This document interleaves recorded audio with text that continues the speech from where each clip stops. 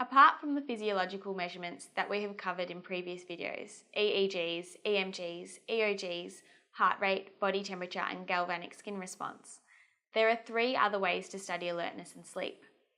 These are sleep labs, video monitoring, and self-reports. Each of these measures has pros and cons, a considerable list of which is available below this video. It's good to know at least 1 or 2 benefits and downfalls of each measure before the exam. Let's pretend that you come across a question like this.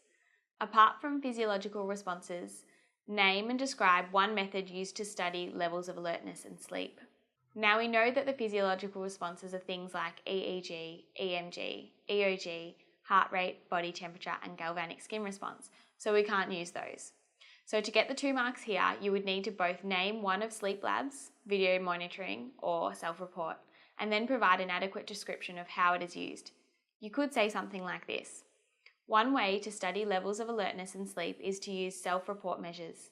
To do this, a participant may be required to answer questions or provide opinions in a sleep journal regarding their previous night's sleep.